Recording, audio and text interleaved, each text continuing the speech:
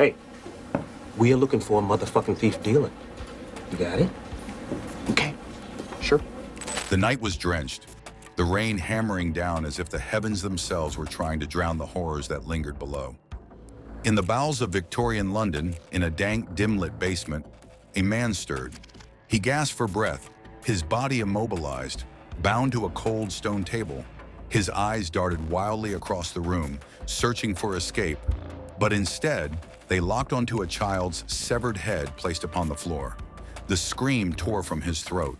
From the far corner of the room, a figure emerged from the shadows, his silhouette barely visible in the candlelight. A tall man, wearing a Victorian hat, his presence commanding and calm. Dexter Morgan leaned against the wall, eyes cold, unwavering. "I'm surprised you're screaming, considering you're the one who removed her head. I was able to retrieve her head before the maggots had their way. But there have been others, haven't there? You kill orphaned children for sport," the man responded. "Orphans, no one loves them anyway," Dexter interrupted, his voice cool, almost bored. "Is that your defense? I have money." "Unfortunately," Dexter continued, stepping closer, his tone growing colder, "in ways you and I are alike, but I don't kill children." Without hesitation, Dexter slammed a knife through the man's heart. The body slumped lifeless, the room returning to silence. The cobbled streets of London lay bathed in moonlight, slick with the relentless rain. The body of Elizabeth Stride was sprawled out on the pavement, her face resembling Rita. Lundy and Dokes were already at the scene, the rain not even a bother in their grim task. Dexter approached. "Where were you?" Dokes asked, not looking up from the body. "Busy," Dexter muttered, his gaze on the corpse. "What do we have here?" Dexter asked. Dexter studied the scene with the clinical eye of a man used to tracking his own kind. "Another murder. Doesn't seem like our guy, though," Dokes said. Dexter replies, "It's definitely him." Lundy eyes glint curiosity. "What makes you think that?" "Look at the marks," Dexter said, pointing to the victim's body. He was planning to mutilate her, but the way her body fell, the blood trail, it's clear the killer was interrupted. He was in a rush. Someone disrupted his ritual. "Meaning he'll kill again soon," Lundy murmured. Dexter nodded. "Exactly." The call came soon after, an officer on horseback galloping up to the group with urgency. "Another body has been found, Catherine Eddowes. Her body lay grotesquely mutilated, her kidneys removed." Dexter didn't need to see more.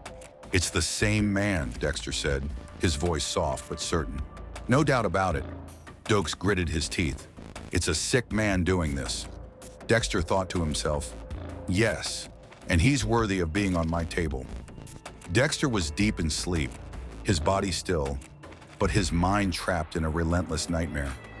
In the depths of his subconscious, he found himself once again as a helpless child, standing frozen in the shadows, his wide, terrified eyes locked onto the horrific scene unfolding before him. His mother, a woman hardened by life's cruelties, lay on the cold, unforgiving ground of a dimly lit alleyway, her body trembling as a blade tore through her flesh. The sickening sound of steel meeting bone filled the night air, mingling with her desperate, fading cries. Blood pooled beneath her, dark and glistening, seeping into the cracks of the pavement like ink spilling across a page. Young Dexter's chest heaved, his small hands balled into fists. But he could do nothing, only watch, only suffer, only feel the cold grip of trauma searing itself into his very soul. As the nightmare reached its unbearable peak, his body jolted violently, and his eyes shot open, his chest rising and falling in quick, shallow breaths. A thin layer of sweat coated his skin, his heart pounding so fiercely.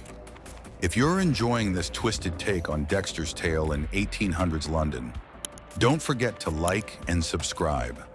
What do you think Jack the Ripper's true motive was? Why did he target ladies of the night? Share your theories in the comments below. I'd love to hear your take. The police meeting in the morning was tense. Every detective around the table grasping at straws, trying to make sense of the slaughter. Mary, Annie Chapman, Elizabeth Stride, Catherine Eddowes. Lundy and Dokes were breaking down the case, looking at the clues through the lens of a criminal mind. They discussed Jack the Ripper's potential medical expertise, how he had to know anatomy, how his skill in the mutilations suggested something more than just a common killer. Dokes glanced at Dexter, his suspicion growing. Dexter met his gaze but said nothing. Dokes and Lundy stood beneath the dim gaslight of a narrow alley, their boots sinking slightly into the damp earth as the thick London fog swirled around them. The witness, a wiry man with sunken eyes and a nervous twitch, wrung his hands together as he recounted what he had seen. "I didn't get a good look at him," the man admitted, shifting uncomfortably under Dokes' scrutinizing gaze. "But there was a bloke with her. Tall, slender fella, real proper. The kind that stands out, you know. Wore a top hat and a dark jacket." "You know," Dokes said slowly.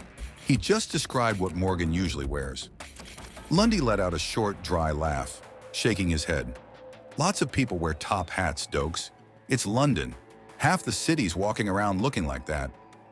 Dokes didn't share his amusement. He glanced back at the witness, who was shifting from foot to foot, clearly eager to be anywhere else. "You get a look at his face?" Dokes pressed. The man hesitated. "Nah." The street lamp weren't bright enough, and he kept his face turned away. But the way he carried himself, something about him felt off. "Gave me the creeps, it did." Dokes exhaled sharply through his nose, the gears in his mind turning. "That all?" Lundy asked, his voice clipped, impatient. The man nodded, pulling his coat tighter around his bony frame. "Yeah, that's all I know. I just want to forget it." Lundy handed him a few coins, and the man snatched them up before disappearing into the fog. Dokes turned back to Lundy. "You're really gonna dismiss that?" Lundy smirked. "Come on, Dokes. The police surgeon? A doctor? You think Morgan's our guy?" Dokes wasn't smiling. "And if he is?" Lundy's expression darkened, but he didn't answer right away. Instead, he glanced down the empty street. He wanted to believe it was a coincidence, that the description was just an unfortunate match, but the thought lingered, and it wasn't going away. Later in the dim, haze-filled opium den, Dexter sat at the bar nursing a drink. The air was thick with smoke, the sounds and whispers barely rising above the clinking of glasses. He wasn't here for pleasure. He was hunting, tracking a predator, a killer who hid well in the shadows of London. Masuka, the brooding barkeep, poured Dexter a drink. "Anything?" Masuka asked, his eyes scanning the room. "Not yet," Dexter replied. His attention was fixed on a figure at the far end of the bar. Deborah, or rather a woman with Deborah's face, her eyes beckoning him. "Fancy buying me a drink?" she purred, sidling up to him. Dexter obliged, his mind already calculating. This was no coincidence. She was Mary Jane Kelly. She leaned closer, her voice low. "Most people don't usually buy me a drink. That man over there? Cold shoulder." Dexter's gaze flicked to the dark figure across the bar. The man in the black top hat. The man fits the description of the killer he'd been searching for. The air thick with the acrid scent of burning poppies. Shadows danced along the cracked walls as the hum of quiet conversation and muffled laughter filled the room. Mary, already flushed from drink, leaned closer, her words slurring ever so slightly. "You know, Dexter," she murmured, her Irish brogue curling around his name. "Sometimes I think about leaving all this behind, packing up and going back to Ireland. Start fresh, you know." Dexter studied her, his gaze steady, unreadable. He understood that feeling all too well. His mother had wanted the same, a better life, far from the violence and chaos that had swallowed them whole. Mary exhaled sharply, shaking off the weight of her thoughts. With a sudden burst of energy, she slapped the table and stood, her chair scraping loudly against the floor. "Ah, to hell with it," she declared, raising her glass. "A song, then. A proper Irish tune for a night like this." She swayed slightly as she launched into a melody, her voice rough but spirited. Others joined in, laughter rising with the tune. The room, once subdued and dreamlike, grew lively, filled with claps and cheers. The suspicious in-man sat there, still and silent, watching. His top hat cast his face in shadow, but the glint of his eyes beneath the brim was unmistakable. Dexter's pulse remained steady, but his mind sharpened. He had seen men like this before, those who preferred to observe rather than participate. The kind of man who let the world believe he was harmless, invisible even, until the moment he decided otherwise. Mary was still singing, swaying to the rhythm, her laughter infectious. But Dexter wasn't listening anymore. His focus remained on the man in the top hat, the way he never clapped, never sang, never even sipped from the drink in his hand. Later in the dark streets of London, Dexter handed Mary all the coins in his pocket. "Maybe you can help me set a trap," he said, his voice barely above a whisper. She looked at him, curious but apprehensive. "What do you mean?" Dexter had set his plan in motion. He'd paid for Mary Kelly's room. The man in the hat eyed the door, but before he could open it, Dexter emerged, stepping into the hallway. The man froze for a moment, then bolted. Dexter immediately gave chase, his footsteps echoing through the cobbled streets of London. As Dexter sprinted through the misty night, Dokes, who had been trailing him, witnessed the scene unfold. Hesitating for only a moment, Dokes decided to investigate the place Dexter had come from. He entered room 13 and was immediately hit with the grotesque sight before him. The room was a crime scene in its most harrowing form, and the sight made him nauseous. Unable to stomach the horror, Dokes quickly turned and fled, abandoning the scene entirely. The chase was on, Dexter with Dokes also in pursuit. They raced through the rain-soaked streets, every step bringing Dexter closer to his prey. He could feel it, the thrill of the hunt. And then, there he was. Dexter shouted, urging him to stop, but the man bolted, sprinting into the mist. Dokes lost sight of Dexter in the shadows. Dexter pursued the man into the church, where the final confrontation awaited. The two collided, and Dexter's hands went to work, stabbing with precision. But something felt wrong. His hat fell off, revealing a twisted grin. "You can't kill what's already dead, brother," he laughed. "I was your first. Don't you remember?" We see Brain Moser is the man Dexter was chasing. Dexter froze, his heart stopping for a moment. He looked into the mirror, and in that instant, the truth hit him. No one was there. The man he'd been chasing was himself. A flashback gripped him. He was the killer. The murders. The blood. Dexter was Jack the Ripper. Dokes found Dexter, confronting him in disbelief. "I knew you were twisted, but Jesus." They fought, but Dexter was stronger. He knocked Dokes out, a quiet sadness in his eyes.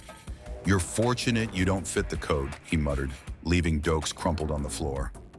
Dexter walked out into the cold, rain-drenched streets, his boots splashing through puddles, his breath curling in the mist.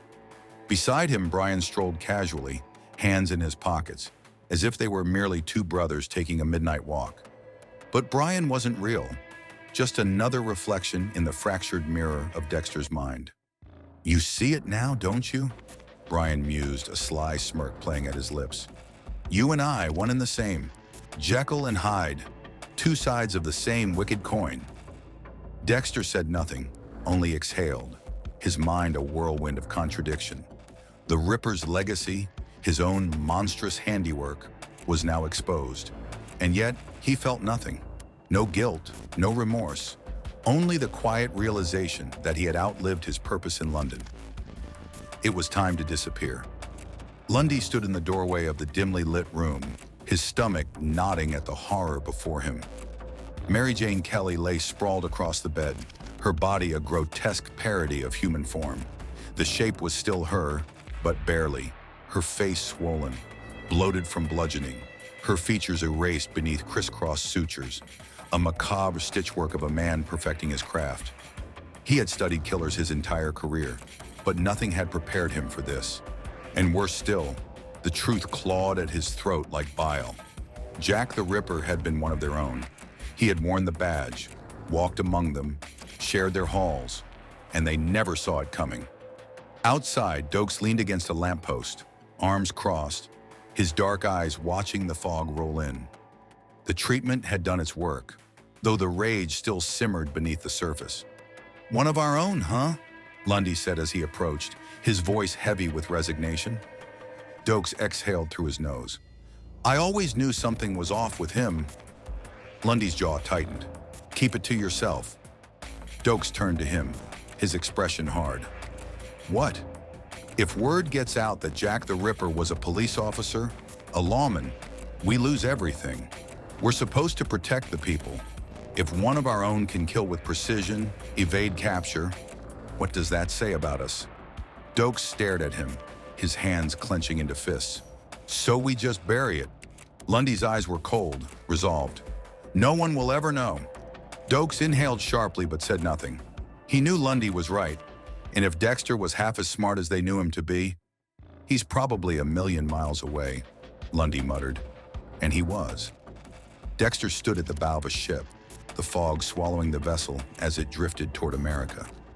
The city behind him faded into obscurity, its blood-soaked history left in his wake. A Jekyll and Hyde forever, his brother's keeper. His eyes snapped open, a hospital room, the beeping of machines, the sterile scent of antiseptic. Dexter had been in a coma, and now his resurrection was about to begin. So what did you think? How does Dexter's journey through Victorian London stack up? And yes, I know Dokes being part of Scotland Yard in the 1800s is a rare sight, but remember, this is all unfolding within Dexter's coma-induced dream.